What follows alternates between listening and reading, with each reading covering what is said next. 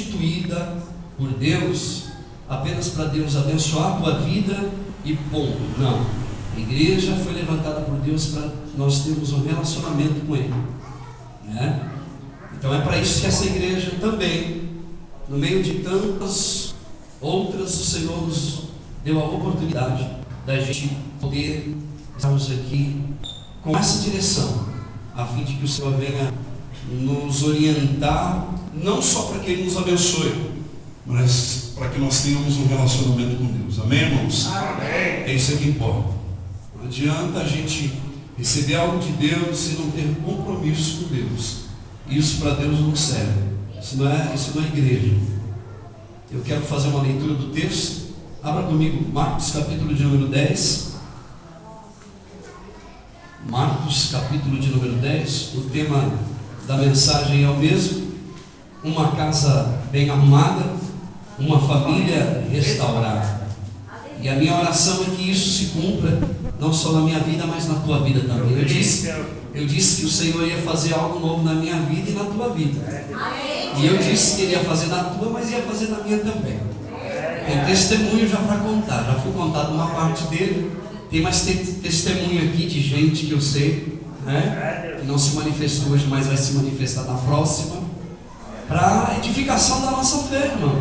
Porque aquilo que Deus falou, Ele já está cumprindo, né? E eu não vou deixar escapar a minha oportunidade, não. Eu vou abraçar e vou pegar aquilo que Deus está me dando e vou abraçar a oportunidade que Deus está dando para a gente. Marcos capítulo de número 10. Quero fazer uma leitura do texto. Diz assim, a partir do versículo de número 7. Diz assim, Marcos 10, versículo de número 7. Por isso deixará um homem o seu pai e a sua mãe, e unir-se-á a sua mulher, e serão os dois uma só carne. E assim já não serão dois, mas uma só carne. Portanto, o que Deus ajuntou, não separe o homem. Só até aqui é o suficiente para a gente meditar. A última vez nós abordamos esse assunto, esse tema, e o Senhor nos direcionou e nós estivemos tratando já de alguns assuntos aqui relacionados a esse título desse culto, e falamos um pouquinho a respeito da instabilidade do lar, que é um dos principais inimigos da família, né? Uma família instável. Falamos também a respeito da união estável. Falamos da batalha pela independência, né? Esse negócio de se relacionar, de se casar e continuar sendo independente e viver uma vida como se fosse um solteirão, uma solteirona. Falamos sobre isso. E falamos também a respeito da má administração das nossas finanças, de gente que tem muito dinheiro e vive numa situação precária, no vermelho, e gente que ganha pouco e vive no verde, meio amarelado, meio verde, mas vive, continua caminhando, sem crises financeiras que desaguam em crises conjugal e, por fim, espiritual, né? E esse contexto da história que a gente acabou de ler, eu gostaria de enxugar um pouquinho mais esse assunto com a ajuda do Espírito Santo, né? Gostaria de dar mais uma enxugadazinha naquilo que o Senhor tem nos orientado aqui, porque a crise aqui dessa comunidade, a crise aqui dessa gente é como lidar com a família. Como lidar com a família? E eles estão em crise e estão agindo de uma maneira inadequada, agindo, dando com os pés pelas mãos. E a pergunta é deles: como é que a gente lida com a família, Jesus? Como é que a gente lida com os nossos entes queridos? E Jesus dá uma orientação para eles. E Jesus diz assim: ó, Moisés disse uma coisa, eu porém vos digo outra coisa.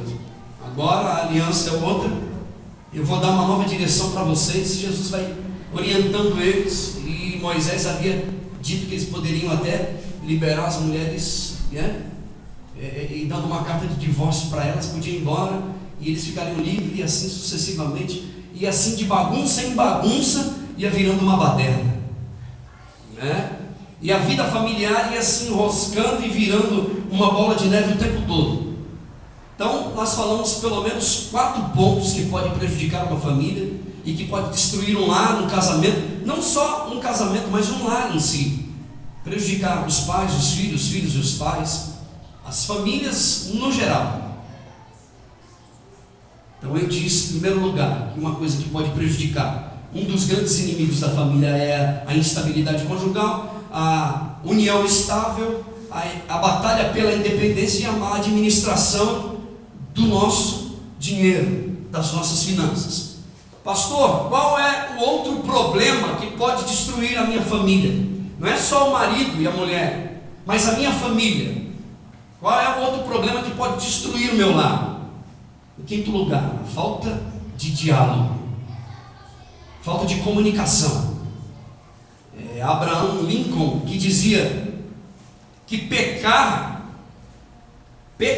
pelo silêncio, quando protestar, eu vou repetir isso aqui, pecar pelo silêncio, quando protestar se faz necessário, faz dos homens covardes. Vou repetir de novo. Pecar pelo silêncio, quando protestar se faz necessário, faz de mim e de você, homens e mulheres, covardes. O que é o diálogo? A gente pensa que diálogo é só falar, né?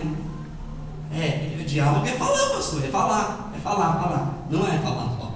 Diálogo é não só falar, mas é falar, é ouvir e compreender o que está sendo ouvido. Dá para encostar para mim, fazendo favor, Maria? Diálogo é falar, ouvir e compreender. Então, no relacionamento, não só entre marido e mulher, mas no relacionamento família, pais para com os filhos, filhos para com os pais, marido para com suas esposas, esposas para com seus maridos. Diálogo é falar, ouvir e saber compreender.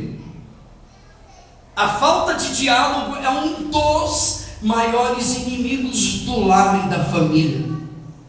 Alguém já dizia que quem não aprende a se comunicar terá grandes dificuldades para se relacionar. O diálogo abre portas. A falta de diálogo, de conversa, cria muros entre os homens.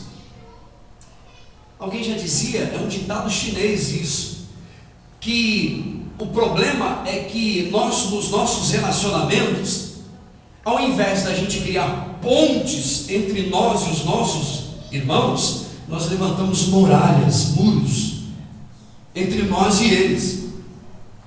O que o diálogo proporciona na vida, no casamento, na família? Em primeiro lugar, o entendimento, a troca de ideias, a troca de valores, a troca de opinião. O que você acha, o que você pensa?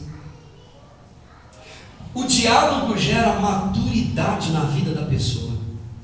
Você fala, acha que tem razão, e quando você ouve, a grande maioria das vezes você descobre que você não tinha razão, ainda que você não confesse.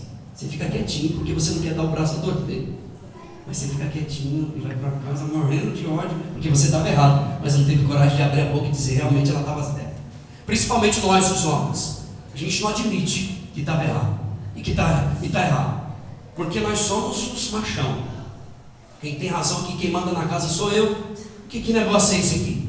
Tem que ser do meu jeito, eu sou cabeça. E aí é onde a gente peca, porque esse negócio de cabeça aí quer fazer além daquilo que o Senhor determinou, instituiu e deu liberdade para fazer. O que o diálogo proporciona? A gente ouvir a opinião alheia, ouvir, saber ouvir, ensina a gente a ter a maturidade. E quando a gente começa a dialogar, todo diálogo deve servir, presta atenção nisso e marca na tua cabeça. Todo diálogo deve servir ou deve estar visando a solução do problema e não uma briga incontrolável, uma discussão que não termina nunca.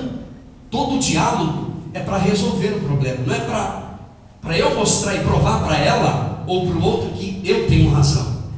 O diálogo, eu vou repetir isso aqui de novo, é um meio de comunicação que abre as janelas do entendimento, a fim de que nós possamos compreender e entender que nem sempre a gente está com essa razão toda.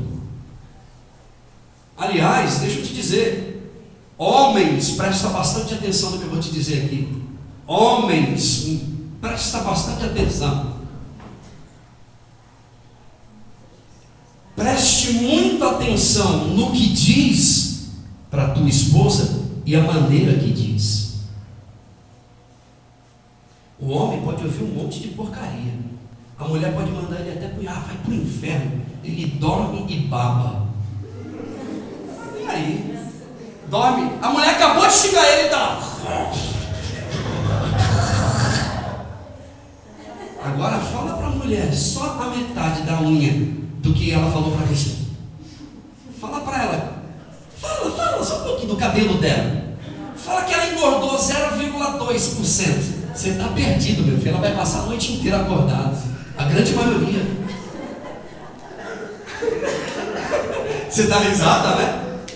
Então eu vou repetir isso aqui. Homens, presta bastante atenção no que você fala e a maneira com que você fala. E não só relacionado à sua mulher, mas aos seus filhos também. O diálogo deve levar a gente ao entendimento. A Bíblia diz que uma resposta branda acalma a ira. Uma resposta branda acalma o furor. Outra sugestão para você, meu irmão: não diga tudo o que pensa na hora que pensa. Deixa a poeira baixar, depois você diz. Ou pensa se diz. Porque na hora da ira, na hora da raiva, você fala coisas, e alguém já dizia que as mulheres podem até perdoar as ofensas.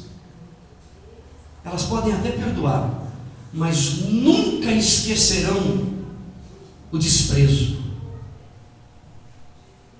Presta bastante atenção. A Bíblia diz assim em Efésios capítulo de número 4 e versículo de número 29: não saia da vossa boca nenhuma palavra torpe, nenhuma palavra que ofenda, nenhuma palavra que magoe o coração dela ou dele, nenhuma palavra que machuque.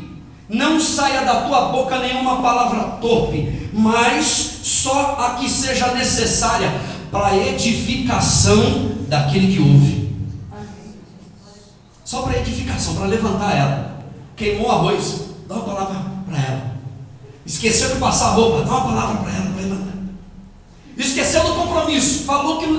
dá uma palavra para ela, fala alguma coisa para ele, para alegrar o coração dela. Você pode ganhar essa mulher, ou esse marido, ou esse menino, ou teu pai, ou a tua mãe. A Bíblia diz em 1 Coríntios capítulo 4, versículo 6: a vossa palavra seja sempre boa, agradável, temperada com sal. Uma palavra sempre boa, agradável, temperada com sal, para que possa produzir algo de bom na vida do teu irmão, na vida do teu companheiro, da tua companheira. E outra coisa, irmão, diálogo só é diálogo quando não é superficial. Se o diálogo for muito superficial demais, não é diálogo. É como um barco que está entrando água dia após dia. Um barco com furinho. Por menor que ele seja, quando o diálogo é muito superficial demais, quando ele não cria raízes, levanta-se muros consequentemente. E aí, quando não se abrem um para o outro, as dificuldades vão se avolumando cada dia mais. A cada dia que passa, a cada instante. Você sabia que muitos casamentos não dão certo? E muitas famílias não dão certo por falta de diálogo? Tem tudo, ganha bem, vive bem, mas o diálogo está faltando. Você sabia que tem muitos diálogos que não funcionam por causa de falta de oração? A falta de oração é a falta de comunhão com Deus. Quando você não ora, você fala o que você não deveria falar, porque você é afoito. e quando vê já falou, foi sem querer, agora já foi. Tem muitos relacionamentos que não dão certo pela falta da oração e porque fala aquilo que não deveria ter falado. Provérbios capítulo 18 e versículo de número 21 diz que a morte e a vida estão no poder da língua. Aquilo que você fala é aquilo que você é. Por quê? Porque a boca fala o que está cheio do coração. E o que você fala é o que você está semeando. Se você semear coisas boas, você vai produzir coisas boas. E o que está te esperando são coisas boas. Quando a Bíblia diz que a morte e a vida estão no poder da língua, Deus está te dando uma responsabilidade. Deus está transferindo para o homem uma responsabilidade que na verdade já é dele. Alguém já dizia que sem a comunicação a mente atrofia. O sujeito, você vai perguntar para ele alguma coisa, ele, você viu a notícia? O quê? Você vai estudar o quê? O que você pretende fazer amanhã? Já viu esses jovens assim? Esses garotão, o que você quer ser? Eu não sei, pastor. Eu acho que eu vou dizer. O que você vai ser amanhã? Você já viu essas pessoas de 35 anos? Você pergunta para ele e ele, o que você quer da vida? Eu quero. E Jesus fica esperando ele. Você quer o quê? O que você quer? Eu quero qualquer coisa, Jesus, qualquer coisa. Então toma qualquer coisa. O Espírito Santo nos dá a oportunidade de escolher o nosso amanhã, irmão. Nos dá a oportunidade da gente viver bem.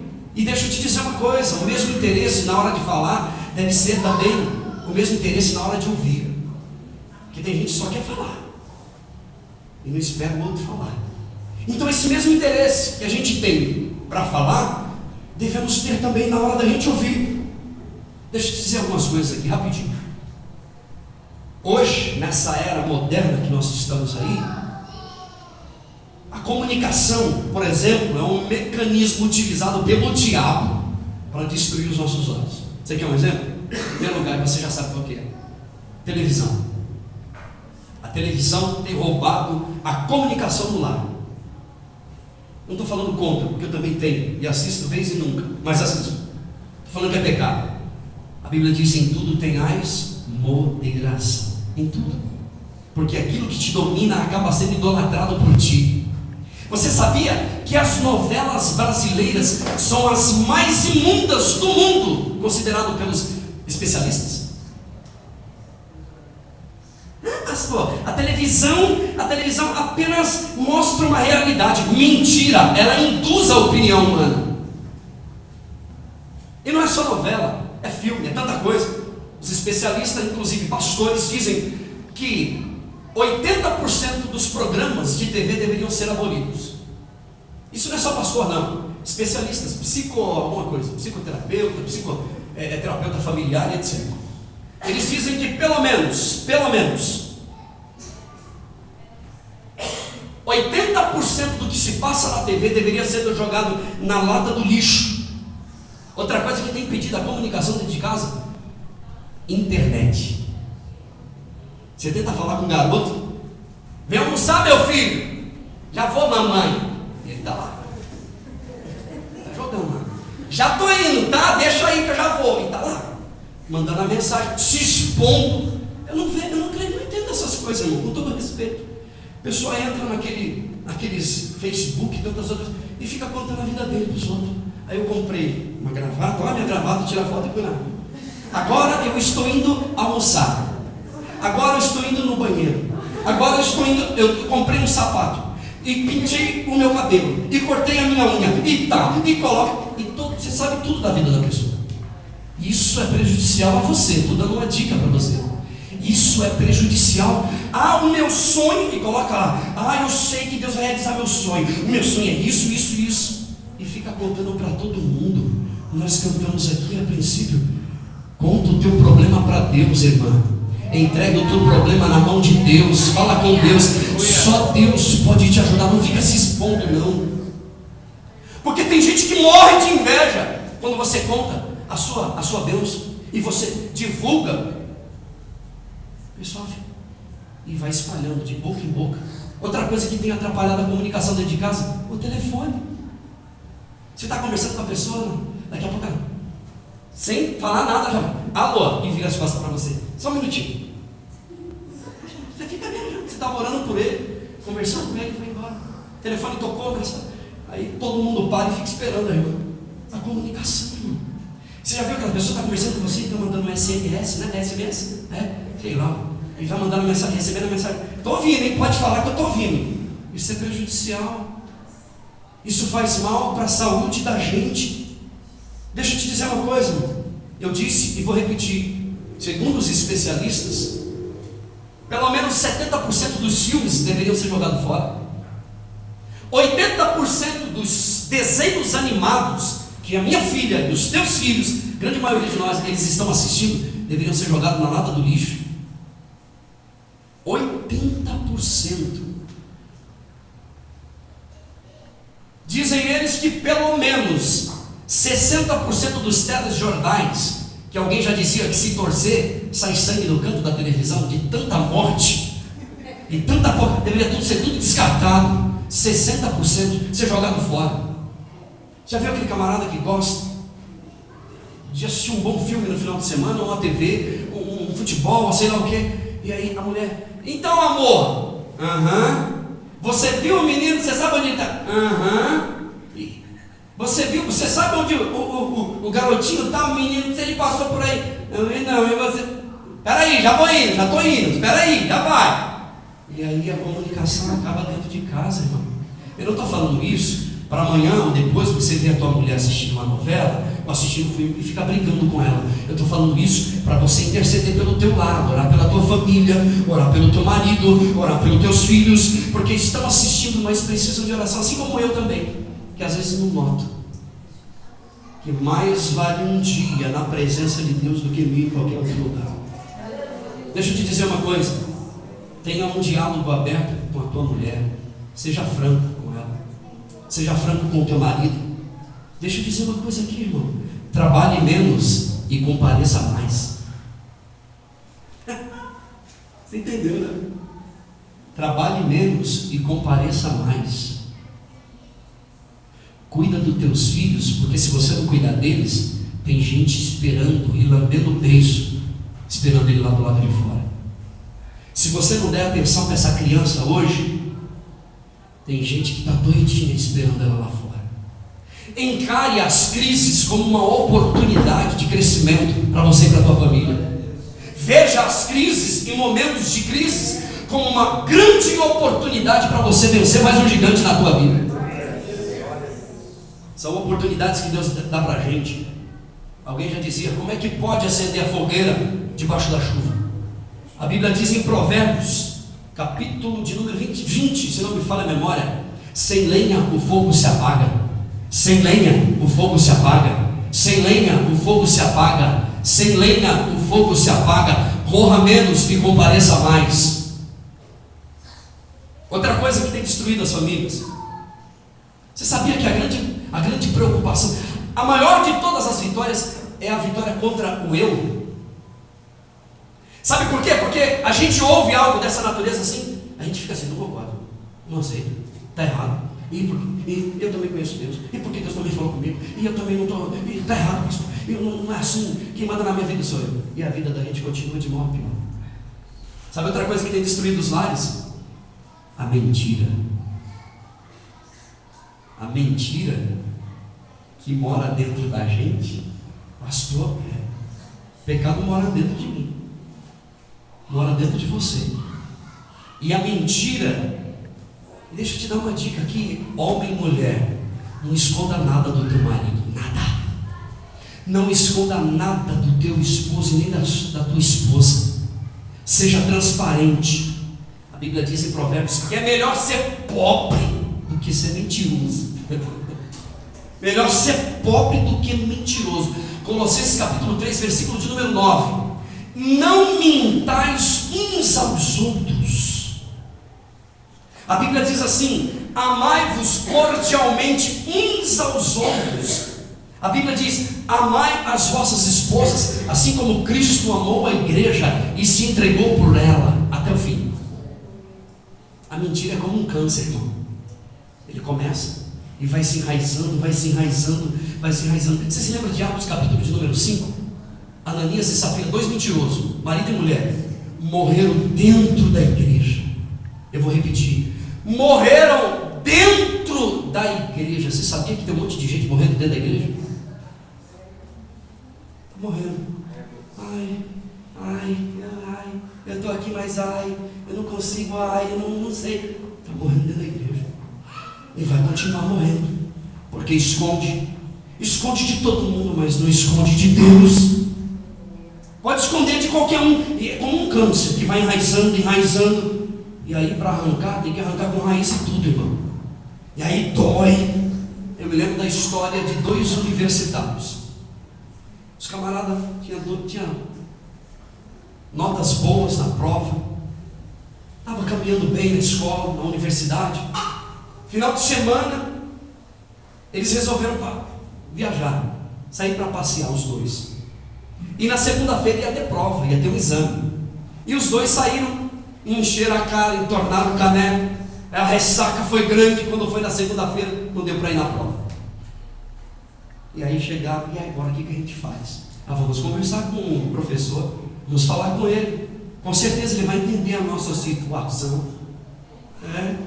Aí inventaram uma mentira gigantesca. O professor vai que cola e colou. O professor falou: tá bom, eu dou a prova para vocês, vem amanhã. Aí o professor elaborou a prova, só 2 perguntas. Eles olharam para a prova, olhou para o outro assim. O professor não liberou ainda, deixou virado para baixo. Só 2 perguntas para vocês. Só 2, só. Estudem e voltem amanhã. Quando chegou na hora da prova, o professor falou: está aqui a sua prova, senta ali você, e você pega a tua prova e vem comigo. Foi para outra sala. E ficou numa porta olhando um de uma sala e outro na outra. A primeira pergunta foi uma moleza. Os dois sorrindo, viraram a página, a próxima pergunta. E a pergunta era: porque quando eles saíram para viajar, eles contaram uma baita de uma mentira para o professor, dizendo que havia congestionamento no caminho e que um dos pneus do carro havia furado, eles não tinham step. A segunda pergunta: cada um numa sala, qual foi um dos pneus do carro que furou?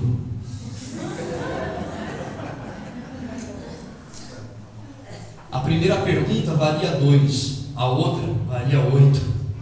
0. Você já ouviu aquele ditado que a mentira tem perna curta, irmão? Você já ouviu? Consulte sempre a sua mulher antes de você fazer qualquer negócio. Quando você for comprar aquela casa, comprar aquele terreno, trocar o carro, comprar o pneu do carro, comprar o terreno do carro, fala com a tua mulher, pergunta para ela o que ela acha. Pergunta para o teu marido o que ela acha, o que ele acha de pintar a casa, de trocar a toalha da mesa, de comprar um negócio. Fala com ela.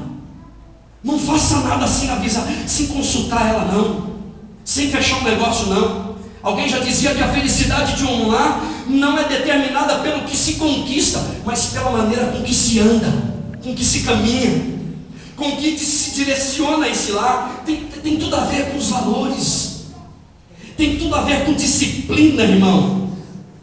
Você sabe qual é o maior bem que Deus pode te dar? É Ele mesmo. Você sabe qual é a maior herança e o maior presente que Deus pode te dar hoje à noite? É a pessoa dele mesmo. Eu me lembro que o salmista Davi diz: Senhor, por favor, não retire de mim o teu espírito. Eu me lembro que Deus disse para Abraão, porque Abraão já estava agoniado mais a mulher dele por causa da criança que não vinha, e a promessa que não se cumpria. E Deus disse para Abraão: Abraão, eu sou a tua herança e o teu galardão, Abraão. Você não precisa mais do que isso para caminhar, não. Você pode repetir comigo, eu vou contar até 3. Se você disse essa frase aqui: 1, 2, 3. Uma casa bem arrumada, uma família restaurada. Mais uma vez: uma casa bem arrumada, uma família restaurada. A nossa felicidade, irmão, não está em apenas ter um cônjuge, e sim ter um lar. A nossa alegria não está em apenas ter uma casa, e sim ter um lar. Outra coisa que tem destruído os lares, preciso de correr, as diferenças. Deus fez o homem para se comunicar e se relacionar. Existe um velho ditado árabe que diz: quando as mulheres sorriem, os nossos bolsos choram. Essa é a grande diferença entre o homem e a mulher. Brincadeira. Qual é a grande diferença? O homem é mais frio. A mulher é mais quente, por assim dizer. Ela é mais emotiva. O homem, ele é mais objetivo. A mulher é mais complexa. O homem, ele não dá a perceber para os outros os sentimentos dele em relação às suas esposas. E as suas esposas fazem questão de fazer isso. Eu vou explicar. O homem não se prende facilmente a ninguém. A mulher busca um relacionamento duradouro. O homem prefere passar mais tempo com os amigos, jogando bola, jogando conversa fora na frente da casa. A mulher prefere estar mais tempo com o seu parceiro, prefere companhia. O homem vê o assento da mulher. As mulheres veem os olhos dos homens e o coração dele. Você entendeu? O homem faz sexo. As mulheres fazem amor. Qual é a diferença? Aquele que faz sexo quer satisfazer o seu desejo. Quem faz amor quer satisfazer o desejo do outro. Deixa eu te dizer uma coisa. Quanto mais um casal se entende sexualmente, mais companheiros eles se tornam, mais juntos. Deixa eu te dar um conselho nessa noite. Dê carinho para a tua mulher. Abrace ela. Carinho é como um óleo na engrenagem do motor. Não é dinheiro que ela quer. É até bom, eu tenho certeza que elas vão adorar essas coisas. Pega a carteira, joga na mão dela, ela vai arrebentar a boca do balão. Ela vai te adorar. Mas não é isso. Não é isso. Não é isso, irmão. Eu já disse da última vez que as mulheres precisam não de um patrão, mas de um companheiro do lado dela. De um amigo do lado dela, fiel. Você pode repetir comigo? 1, 2, 3. Uma casa bem arrumada, uma família restaurada. Tem outras coisas que têm destruído o casamento. É inimigo do lar. Que tem destruído os casamentos. Os filhos. Filhos. Deixa eu te dar um conselho aqui nessa noite. Viva de tal maneira que o teu filho olhe para você e possa seguir os teus passos tranquilos e confiantes. Viva de tal maneira que os teus filhos possam olhar para você e ver em você o super-herói dele.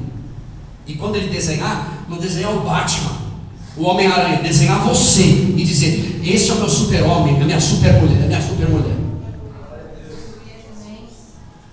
O teu filho precisa de ter alguém para inspirar ele.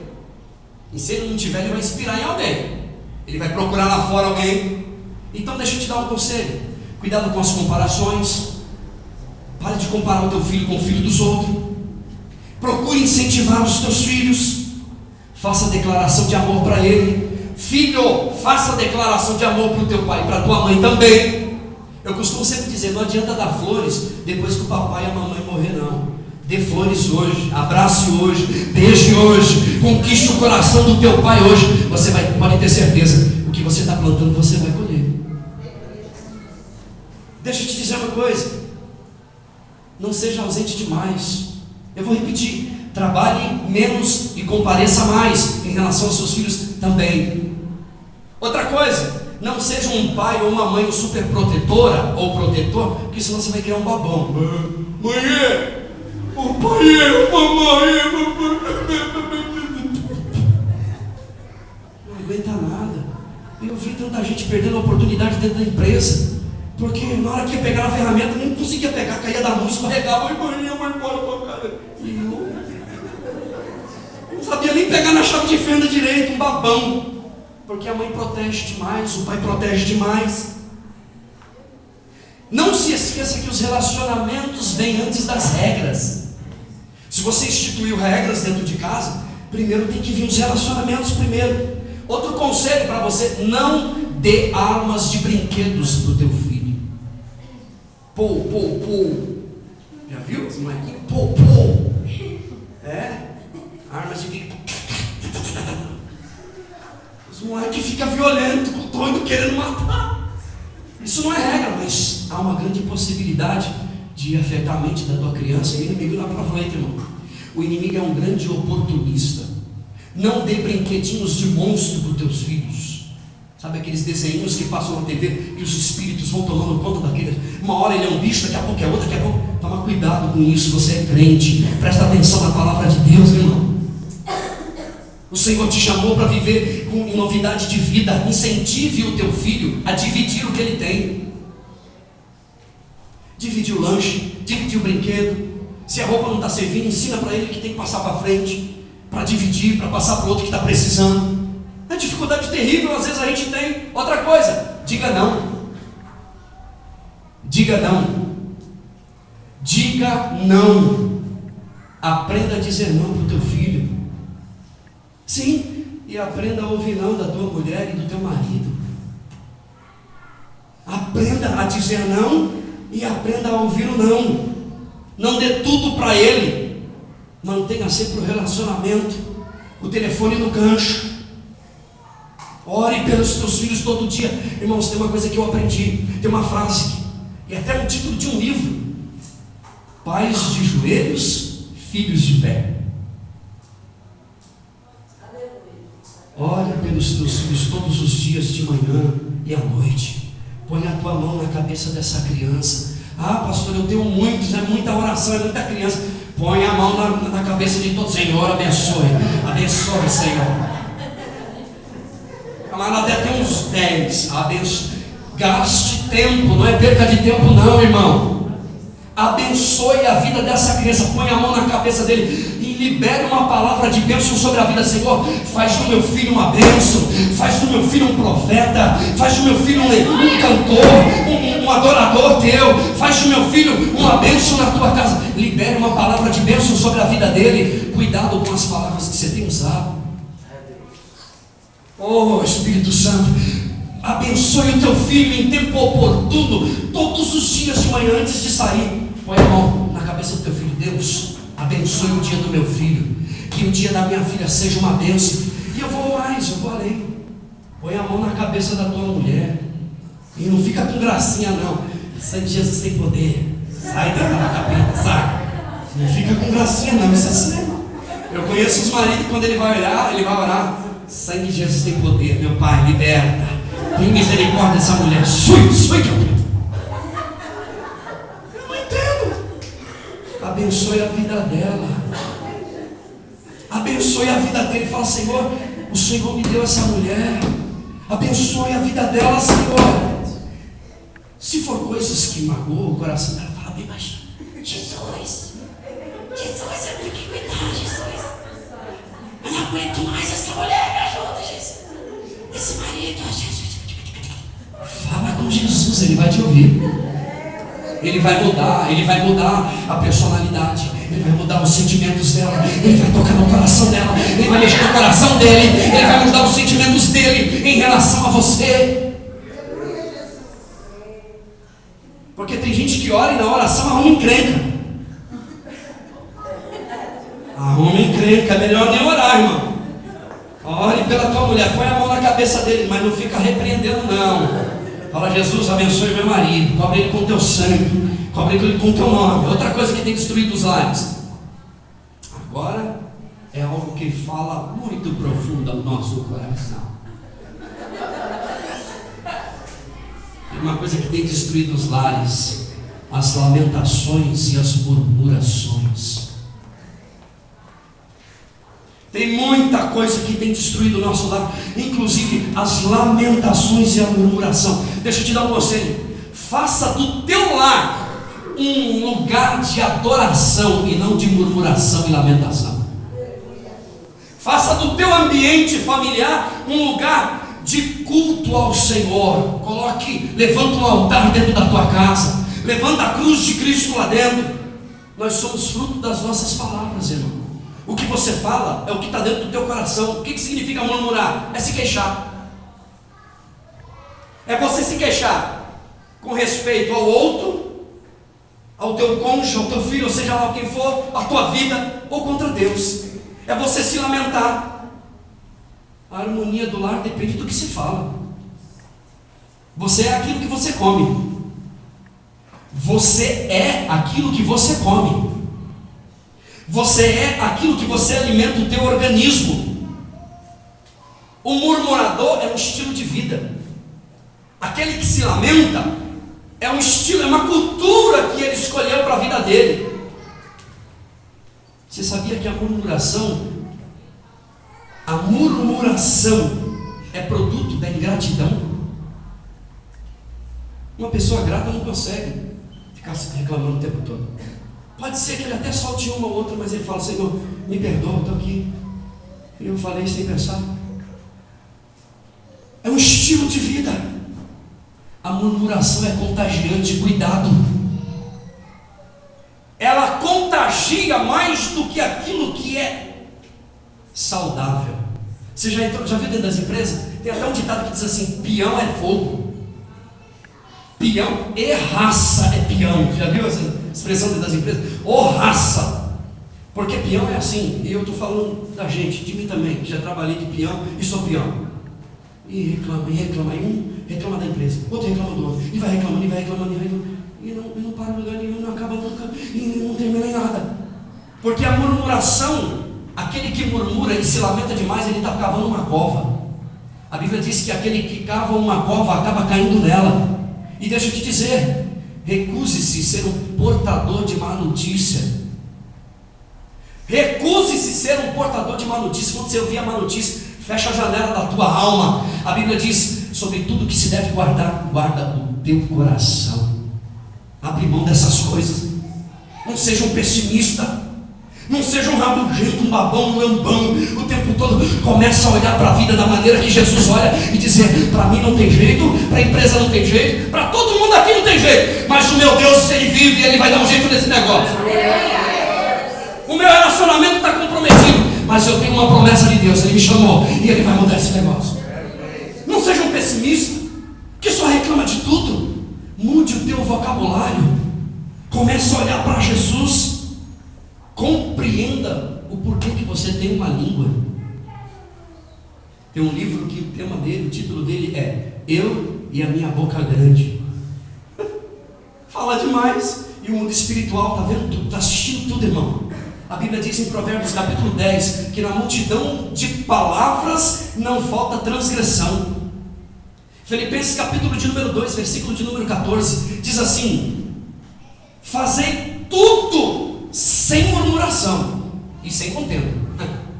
Tudo. Fazei tudo sem murmuração e sem contenda. A Bíblia completa dizendo: em tudo dai graça. E ela termina dizendo: não extingais o Espírito Santo. Quando você murmura, você se lamenta demais, você afasta o Espírito Santo dentro da tua casa, da tua vida. Aí você pergunta: eu não sei, eu estou tão assim, eu estou assim, eu estou tão triste, pastor. Eu estou assim, pois é. Começa a agradecer a Deus o pouquinho que Ele tem te dado. Começa a dizer: Senhor, eu estou aqui na Pindaíba, eu estou num saquitel furado, coisa da preta, tem todo mundo comendo do bom e do melhor, está dando certo para muita gente, para mim está dando tudo errado, mas eu creio na tua palavra. Você vai ver o que Deus vai fazer na tua vida, meu irmão. Você pode dar uma salva de palmas para Jesus.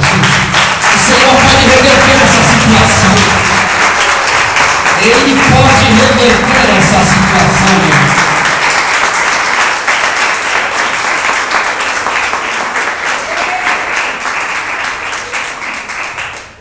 Tem gente que quer receber de Deus algo, mas não está disposto a obedecer a Deus, irmão. Você pode repetir comigo? 1, 2, 3. Uma casa bem arrumada, uma família restaurada. Eu termino dizendo esse ponto: ou você acaba com a murmuração, ou ela acaba com você. Ou você termina com ela, ou ela termina com você. Outro inimigo da família: o orgulho. A Bíblia diz que a soberba precede a ruína. O orgulho é um dos grandes inimigos do lar. Vou te dar um conselho. Elogie mais e critique menos. Elogie a tua mulher, elogie o teu marido. Fale para ela as qualidades dela. Fala para os teus filhos as qualidades dele. Fala para tua mãe e para o teu pai as qualidades dele. Talvez ele seja um zero à esquerda, talvez ele seja um nada para você, mas você pode ganhar ele e mudar a sua visão no dia de amanhã. Elogie menos e critique mais. Evite críticas. Eu vou repetir, eu acho que eu errei, né? Elogie mais e critique menos. Aleluia. Elogie mais e critique. Aliás, evite críticas. Pare com as críticas. Valorize as pequenas coisas. O café no copo, a roupa lavada, o arroz com feijão, a mesa arrumada, a cama organizada. Eu vou repetir o que eu já disse aqui, agora de uma maneira diferente. As mulheres podem até perdoar as injúrias, mas nunca se esquecerão dos desprezos. Deixa eu dizer, esqueça de um relacionamento perfeito, um casamento perfeito. Por quê? Porque não existem pessoas perfeitas. Não existem igrejas perfeitas. Por quê? Porque não existem pastores perfeitos. Pode ser que eu tenha mais pecado do que você. Pode ser que eu seja o mais pecador que daqui dentro. Estou tendo a oportunidade de falar para você da palavra de Deus. Cuidado com interferências externas. Teve interferência do papai, da mamãe, do tio, da vovozinha, o que ela pensa? Cuidado. Primeiro é o teu marido, depois o teu filho. Primeiro é a tua esposa, depois o teu filho. Eu trabalhei na empresa e eu ficava vendo nas mesas, em cima das mesas. Às vezes eu ia no RH, às vezes eu ia no PCP, etc. E eu ficava vendo, a mulher estava ali, a moça, casada, e tinha uma fotinha. A foto era dela e do filho dela. Aí eu perguntava brincando para eles: é seu filho, né? É meu filho, né? Sérgio, meu filho. Você fez sozinho, né? Aí ia para o outro camarada desse tamanho, um armário, sentado lá, digitando. Ele, a fotinha dele e do menininho dele, na praia, andando, jogando bola. Oi, tudo bem? Esse filho, né? É meu filho, Sérgio, bem bonito, né? Parece com o pai. Falei, parece com o pai. E você fez sozinho, né? Cadê a mulher, cara? Cadê a esposa dele? Antes tivesse só os dois, o marido e a mulher ali, era muito mais bonito do que só o marido e a criança. Valorize as pequenas coisas. Primeiro é o teu marido, primeiro é a tua esposa. E vou te dizer aqui, guarda isso no teu coração. Se você realmente deseja mudança em seu casamento, na sua família, ocupe a sua mente com as coisas de Deus. Ocupe mais. Eu sei que assistir televisão às vezes é bom, distrair um pouquinho, ler um bom jornal, mas ocupe a tua mente mais com as coisas de Deus. Você vai se sentir mais firme na presença do Senhor. Você vai parar de questionar por quê e para quê, e você vai entender que é Deus que está fazendo, que é o Senhor que está no controle das coisas, que é o Senhor que está agindo. Tem um ditado que diz assim, que o diabo tenta todo mundo, mas tem um que tenta o diabo, o ocioso. O diabo tenta todo mundo, mas tem um que tenta o diabo, o ocioso. Permita-me eu te fazer uma pergunta. Deixa eu te fazer uma pergunta aqui. Por que é que você acha tão difícil? Por que é que você acha tão difícil ver mudança no seu marido? Por que é que você acha tão difícil ver a mudança no teu esposo? Outra pergunta: por que é que você acha tão difícil confiar em Deus em relação a ela? Por que é que você acha tão difícil confiar em Deus em relação a Ele? Querido, a Bíblia diz que para Deus não tem nada impossível. Tudo é possível para Deus. Aquilo que você já tentou há anos, entrega na mão de Deus, segura firme nas mãos dele. Ele pode sim mudar o negócio. Ele pode transformar a situação. E uma vez eu estava conversando com uma pessoa, ela me perguntou: pastor, como que eu faço? Como que eu posso fazer para corrigir os meus hábitos em relação a ele? Aí eu disse para ela: pare de criticar, pare de acusar, pare de culpar, pare de apontar. Olhe para mim, por favor. Pare de reclamar. Pare de murmurar e de se lamentar. Pare de competir com ela e de competir com ele. Eu já tive reclamação de pessoas que estavam chateadas, muito angustiadas, porque a mulher dele ganhava mais do que ele. Eu falei, ai Senhor, uma bota para ela. Ela ganhou uns 10 mil, tá bom, 15 mil, ganha mais. O camarada estava incomodado porque o carro da mulher era melhor do que o dele. Eu falei, abre a mente, cabecinha. Deixa Deus abençoar a vida dela. Aprenda a perdoar. Aprenda a ser flexível dentro de casa. Seja um homem entusiasmado com a vida. Seja um homem entusiasmado com a tua família. Seja um homem entusiasmado com aquilo que Deus te deu. Seja um homem entusiasmado com as coisas de Deus. Faça as coisas para a tua família como se estivesse fazendo para Deus. Se estiver cozinhando para o teu marido, imagine, Jesus vai vir comer na minha casa. Capricha no arroz, capricha no feijão. Quando você estiver fazendo alguma coisa para a tua mulher, Jesus vai vir aqui e eu vou. Isso aqui é para Jesus. O meu melhor eu quero dar. Alguém já dizia, se você não gosta daquilo que você está colhendo hoje, olhe para trás e veja o que você plantou. Faça uma retrospectiva. Às vezes nós agimos como meninos. Trocamos uma barra de ouro por uma barra de chocolate. Quando eu era criança, eu troquei o melhor carrinho que eu tinha, que eu adorava ele, lindo, novinho, por uma melancia. E depois que eu comi a melancia, eu fiquei revoltado. Devolve o meu carrinho. E foi lá, papai, mamãe, eu comi o meu carrinho. E meu pai foi lá, conversou, pediu pelo amor de Deus. Ele estava esfomeado, sabe? Ele estava passando fome. Ele devolveu o meu carrinho. Irmãos, às vezes a gente age como criança, irmão. E Deus está dando para a gente, não é uma barra de chocolate, é uma barra de ouro. Na vida, na mão da gente, a gente está desperdiçando. Você pode repetir comigo? 1, 2, 3. Uma casa bem arrumada, uma família restaurada. Mais uma vez. Uma casa bem arrumada, uma família restaurada. Talvez você me pergunte, como que eu posso fazer essa mudança dentro da minha casa? Deseje essa mudança. Em primeiro lugar, deseje ela.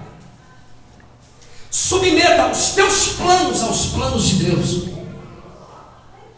Você quer mudança? A pior coisa que pode acontecer na vida do ser humano, ouve, por favor. A pior coisa que pode acontecer na minha vida e na tua vida é nós deixarmos o Senhor em uma posição secundária na vida da gente.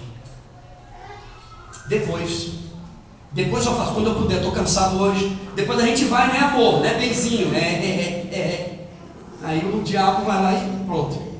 Ô amorzinho, hoje não, né? Pois é, você vai? Não vou não. Ah, se você fosse, eu ia também. Se você não fosse, eu não ia. E aí ninguém vai para lugar nenhum. Você vai? Eu não vou. Então também vou ficar em casa só hoje, né, amor? Aí é hoje, amanhã e depois. E aí ninguém lê a palavra de Deus.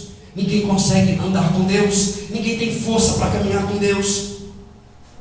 Queridos, eu tenho visto tanta gente triste dentro das igrejas. Tanta gente deprimida e destruída. Eu não estou falando dentro dessa igreja, estou falando dentro das igrejas, no geral. Tanta gente que está cantando no culto de oração lá, as irmãs estão fazendo congresso. Uma tristeza tão grande nos olhos, o sorriso está nos lábios, mas uma tristeza tão grande na alma, tão profunda. Em uma orquestra, preciso dizer isso, existem vários instrumentos: o violino, o sax e o trombone. O violino, o sax e o bumbo.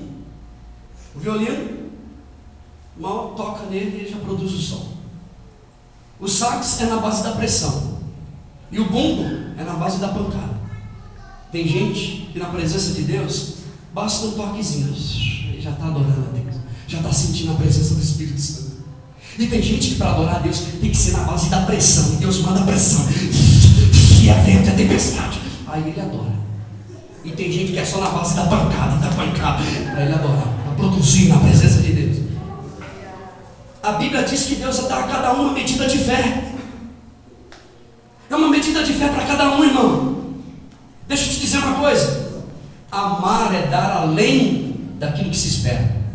Eu já estou terminando. Amar é dar além daquilo que se espera. E eu vou dizer para você: a igreja é um lugar de cura, igreja é um lugar de restauração, igreja é um lugar de transformação, igreja é um lugar de compromisso com Deus, igreja é um lugar que é chamado de casa de amigos, igreja é um lugar onde o Senhor ordena a sua bênção. O que é que pode transformar e destruir uma família? As perdas. Eu já disse aqui da outra vez que está cheio de gente cansada de perder no nosso meio. Eu quero pedir para você, por favor, se coloque de pé. Quero fazer uma oração com você. Tem gente que está cansada de perder, e tem gente que já está acostumada a perder. Não é assim? Tem gente que está cansada de perder e tem gente que já está acostumada a perder. Pode desligar, pode dar uma pausa e pode terminar. Eu quero pedir que vocês sosseguem o teu coração aí, só mais um pouquinho. O que nós fizemos aqui outra vez, nós vamos fazer de novo.